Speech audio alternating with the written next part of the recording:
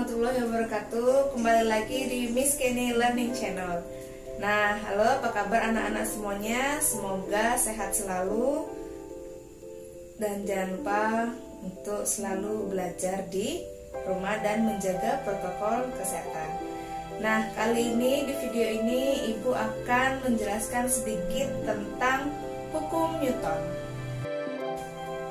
Sebelum Ibu masuk ke hukum Newton, Ibu ingatkan terlebih dahulu kita akan mengenal lebih jauh mengenai gaya. Masih ingat tentang gaya? Ya, betul. Gaya adalah berupa tarikan ataupun dorongan. Sedikit sejarah singkat, hukum Newton ditemukan oleh ilmuwan kita yang bernama Sir Isaac Newton. Pada saat itu, Sir Isaac Newton sedang berbaring di bawah pohon apel, lalu ia kejatuhan sebuah apel dan dia mengamati sesuatu dan akhirnya terciptalah hukum Newton.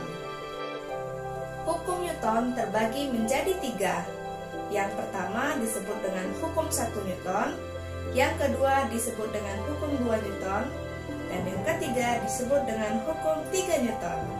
Apa saja maksudnya? Yuk kita cek. Hukum 1 Newton menyatakan bahwa benda yang diam akan cenderung terus diam dan benda yang bergerak akan cenderung terus bergerak hingga ada gaya luar yang mempengaruhinya. Nah, pengertian ini dapat kita rumuskan menjadi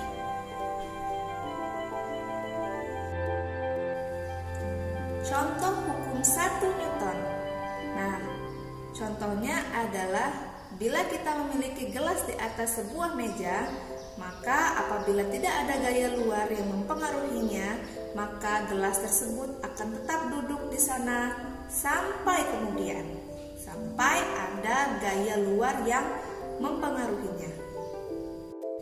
Dan contoh lainnya adalah ketika kita duduk di dalam mobil yang bergerak, maka ketika mobil tersebut tiba-tiba berhenti, maka kita seperti terdorong ke depan karena tubuh kita cenderung untuk bergerak maju ke depan.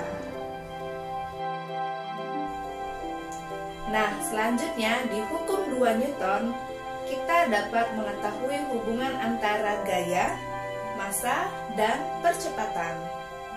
Di mana hubungannya berbunyi seperti berikut.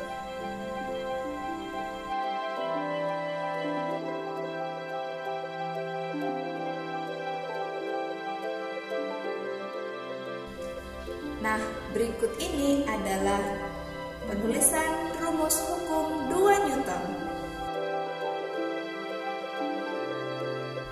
Selanjutnya, Ibu akan menampilkan gambar berupa contoh soal hukum 2 Newton. Perhatikan baik-baik ya.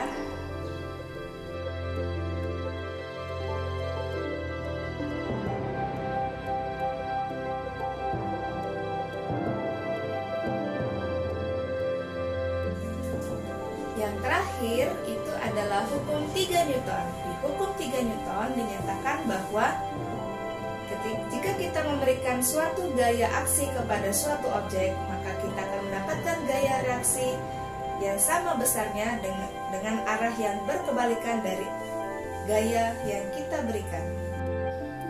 Untuk rumus hukum 3 Newton dapat kita tuliskan seperti ini.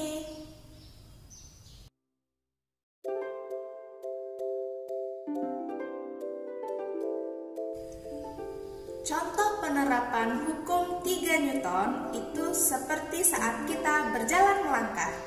Kaki kita mendorong kita untuk maju ke depan dan lantai akan memberikan dorongan kepada kita untuk maju ke depan. Baiklah, itu tadi adalah hukum Newton yang terbagi menjadi 3. Hukum 1 Newton, hukum 2 Newton, dan hukum 3 Newton. Semoga video ini bermanfaat untuk kalian semua ya. Dan jangan lupa anak-anak untuk selalu semangat dalam belajar. Sampai jumpa di video selanjutnya. Terima kasih. Wassalamualaikum warahmatullahi wabarakatuh.